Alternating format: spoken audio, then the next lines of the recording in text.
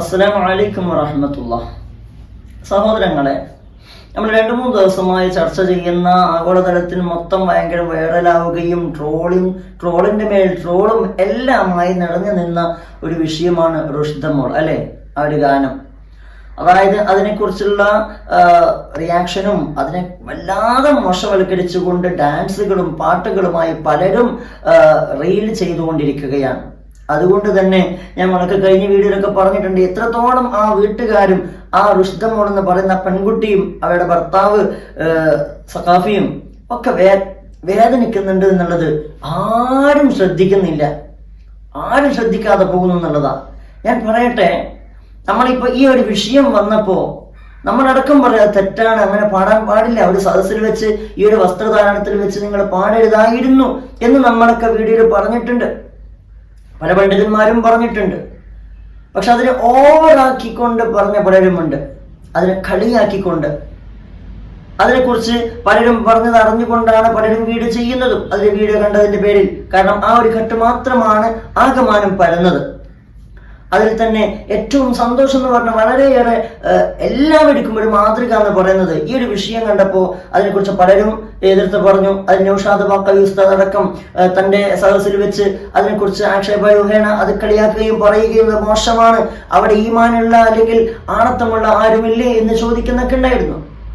ആ ഒരു വിഷയത്തിൽ നൗഷാദ് ബാക്കവി ഉസ്താദ് തന്നെ ഇവരെ വിളിച്ചിട്ട് സോറി പറയുകയും മാത്രവുമല്ല ഒരു വേദിയിൽ അടുത്തൊരു വേദിയിൽ ഞാൻ ഇതിനെക്കുറിച്ച് ഡെഫിനേഷൻ പറയുകയും തിരുത്തി പറയുകയും ചെയ്തോളാം മോനെ എന്ന് പറഞ്ഞിട്ട് വിളിച്ചിരിക്കുക.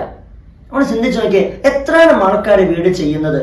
അതുകൊണ്ട് തന്നെ മനസ്സിലാക്കേണ്ടത്, ഇത് പറയുമ്പോൾ അവിടെയുള്ള ആ ഒരു പെൺകുട്ടി ഇപ്പോഴും കണ്ണീരൊലിപ്പിച്ചുകൊണ്ടിരിക്കുകയാണ്. സന്തോഷം എന്തെന്ന് ഈ ദിവസം വരെ അറിഞ്ഞിട്ടില്ല. നമ്മൾ ചിന്തിക്കണം, ഏതൊരാളുടെ ജീവിതത്തിലും ഒരു പുതുമയായിരുന്ന ഒരു ജീവിതം തുടങ്ങുക, അവിടെ സന്തോഷിക്കേണ്ടുന്ന രാവുകളും സുദിനങ്ങളുമാണ് കടന്നു പോകുന്നത്. ആ സമയത്താണ് സങ്കടപ്പെട്ടിരിക്കേണ്ടുന്ന അവസ്ഥ. അവർക്ക് ജീവിതം എന്താണ് എന്ന് കൃത്യമായി ഇനിയും മനസ്സിലാവാനിട്ട് ഇങ്ങനെ പോയിക്കൊണ്ടിരിക്കുക. കാരണം സന്തോഷമല്ല, വീണ്ടും വീണ്ടും. കാരണം ഓരോരുത്തർ ഞാൻ അവരുടെ ഒരു അങ്ങോട്ടും ഇങ്ങോട്ടുള്ള ഇത് കണ്ടിട്ടുണ്ടായിരുന്നു. അതിൽ പറയുന്നുണ്ട്, അദ്ദേഹം പറയുന്നുണ്ട്, ഓരോരുത്തർ വീഡിയോ അയച്ചു കൊടുക്കുക, തരാം നീ ഇത് കണ്ട എന്ന് പറഞ്ഞ് ഓരോ വീഡിയോ അയച്ചു കൊടുക്കുക. അതിങ്ങനെ കാണുമ്പോൾ വീണ്ടും വീണ്ടും ഓരോരുത്തർ ചെയ്ത റീലുകളും മറ്റുമൊക്കെ ഇവരെ കളിയാക്കിയിട്ട് കാണുമ്പോൾ വീണ്ടും വീണ്ടും കൽബ് പൊട്ട. സഹോദരങ്ങളെ, നിർത്തണം. ഇനിയെങ്കിലും നിർത്തിക്കൂടെ? ഇന്ന് നോക്കുമ്പോൾ പുതിയതായ വീഡിയോകൾ, പുതിയതായിട്ട് ആൾക്കാർ വന്ന് വീഡിയോ ചെയ്യാണ്. അതിനെക്കുറിച്ച് എത്ര മോശമായിട്ട് പറയുന്നു അറിയാവോ? കാരണം അവിടെ ഭാര്യ അപ്പുറം നിൽക്കുന്നുണ്ട്, റുഷ്ദ മോൾ അപ്പുറം നിൽക്കുന്നുണ്ട്, എന്നിട്ട് സമ്മതി ഇവിടെ നിന്നിട്ട് ഇങ്ങനെ കാണിച്ചു കൊടുക്കുന്നു എന്നൊക്കെ, അങ്ങനെ കാണിച്ചു കൊടുക്കുകയാണ് എന്നൊക്കെ പറഞ്ഞ് വളരെ വൃത്തിഹീനമായ രൂപത്തിൽ പലരും വീട് ചെയ്യുന്നു. സഹോദരങ്ങൾ, എന്തിനാണ് പച്ച മാംസം ഇങ്ങനെ തിന്നുകൊണ്ടേയിരുന്നിട്ട് നിങ്ങൾക്ക് എന്ത് കിട്ടാനാണ്? ഒഴിവാക്കിക്കൂടെ? ഇതൊക്കെ നിർത്തിക്കൂടെ? എന്തിനാണ് വീണ്ടും വീണ്ടും വീണ്ടും? കാരണം അവരെന്ത് പഴിച്ചു? സമദ് സഖാഫി എന്ത് പഴിച്ചു? ആ റുഷ്ദ മോൾ എന്ത് ചെയ്തു?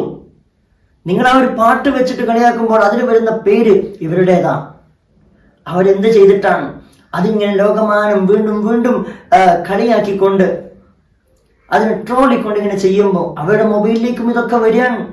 അവരെ എന്തെങ്കിലുമൊക്കെ തുറക്കുമ്പോൾ കാണുന്നത് ഇതാണ്, വീണ്ടും സങ്കടപ്പെടുകയാണ്. ദയവ് ചെയ്ത് അങ്ങനെ ചെയ്യുന്നവരുണ്ടെങ്കിൽ, അതുപോലെ ട്രോൾ ചെയ്തിട്ടുണ്ടെങ്കിൽ, നിങ്ങൾക്കൊരു മാനസികമായ മൂല്യമുണ്ടെങ്കിൽ, ഒരു ഹൃദയമുണ്ടെങ്കിൽ ആ വീഡിയോ അവിടെ നിന്ന് സ്റ്റോപ്പ് ചെയ്യണം. ഇനിയും പബ്ലിഷ് ആക്കാതിരിക്കണം. ഈ കളിയാക്കലുകൾ പുതുതായി ചെയ്യാതിരിക്കണം. മക്കളെ കൊണ്ട് വീഡിയോ ചെയ്യിക്കാതിരിക്കണം. കുടുംബം ഒന്നിച്ചിരുന്നിട്ടൊക്കെ ഡാൻസ് കളിച്ച് ചെയ്യുന്ന പല മാതാപിതാക്കളുണ്ട്. കല്യാണം കഴിഞ്ഞ മക്കളായ പലരുമുണ്ട്. നിങ്ങൾക്കും കല്യാണം കഴിഞ്ഞതല്ലേ? നിങ്ങൾ ഇതുപോലെ കളിയാക്കിയാൽ എന്തായിരിക്കും അവസ്ഥ എന്ന് ഒന്ന് ചിന്തിച്ചു നോക്കണം. ഇതൊന്ന് നിർത്തുക. ഇനിയും നിങ്ങൾ വിഷമിപ്പിക്കല്ലേ. അള്ളാഹു നമ്മളൊക്കെ കാത്തുരക്ഷിക്കട്ടെ. നല്ലത് ചിന്തിക്കാൻ തൗഫീഖ് നൽകട്ടെ.